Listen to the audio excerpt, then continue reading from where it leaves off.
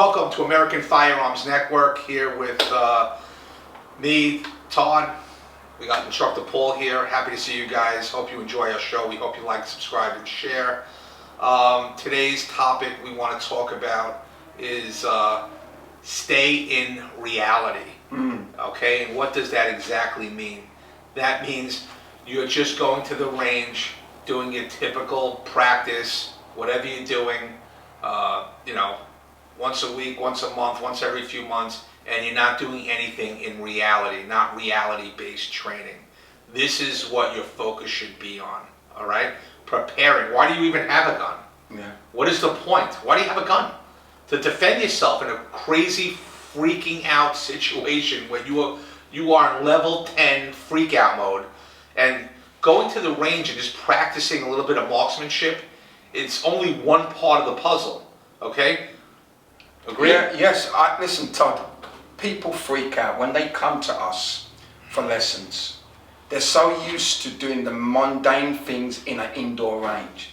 And when we get students on an outdoor range and we tell them now, we're going to get you moving with your gun, people are freaking out. They've never moved with a firearm. They've never walked with their firearm. They've never walked backwards. They've never gone to the side.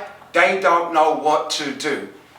Please, get yourself an outdoor range. I'm not knocking the indoor ranges, but if you get a good outdoor range with a good instructor, you want to be able to move with your gun. You want to be able, if I'm in my car, how do I pull my weapon from my holster and deploy my weapon when I'm in my vehicle? If I'm coming from the store and I have shopping in one hand, how do I one-handedly be able to pull my garment out, pull my firearm out and deploy?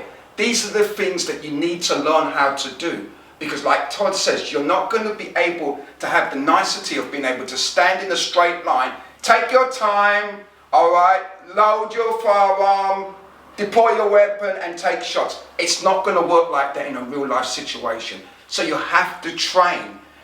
If you're in your home, you have to be able to train in a way where if someone is going to breach your home and come in your house, what am I going to do? How am I going to be able to deploy my weapon and hit a target?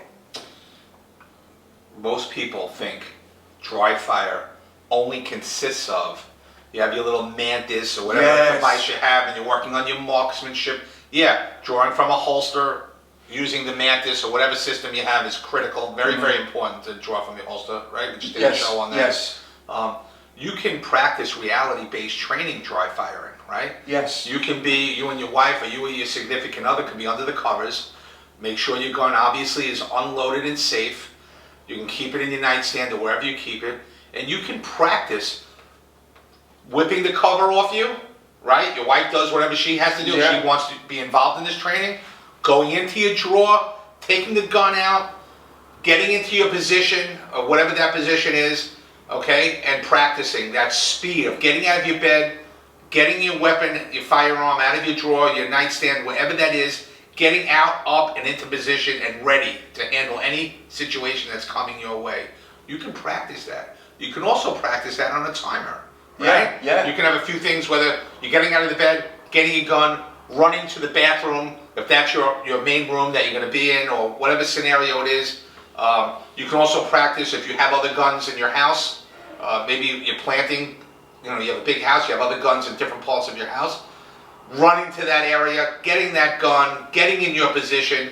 This can all be dry fired in practice. Yes. I can't stress enough that you should have a plan in your home, okay? Wherever you are, in your office, and you can dry fire all of this. You should practice all of this, okay? It's not just about marksmanship training, getting your shot on point. That's a part of it. Don't get me wrong, that's a part of it. But you need to be in reality, because when the shit hits the fan, you have to be ready. Yeah. You have to be ready. Someone's breaking down your door, someone's climbed up to your balcony, okay? You gotta be ready for that. You gotta be prepared. It's not like, oh, what do I do now? I'm fumbling for my gun. Where am I going to go? Practice. Talk about it. Talk about it with your spouse. Talk about it if you have children in the house. How they're going to be safe. Where are they going to go? Right? How are you going to protect your family? This is all reality-based training, and this can all be dry fired in your home, and it's very, very important. People underestimate that. Not a lot of people do that. Yeah, that's a very good point. You know, when we practice coming out with vehicles, a lot of that stuff is done through dry fire first. I was surprised when I first ever started drawing my gun from my holster and deploying my weapon from a car. I could not believe how difficult that can be. You have a seatbelt on, so you have to know how to maneuver your firearm with your seatbelt off, being able to get the seatbelt off. These are little things, but like Todd said, it has to be done in dry fire mode. When you do it in dry fire, then you can go ahead and we can do everything with live fire. But like I said before, try to find a place where you can do this. The dry fire is an excellent idea that you can start with that, making sure that you follow all the safety rules. When you're doing dry fire, make sure there's no live ammo around. Please, please, please. So these are the things that we need to look into. But like we said before, it's important that you train on how you live, okay? How you live, that's how you need to be training. So take care, get off the couch, go out there and train and train and more training. Take care and we'll see you again.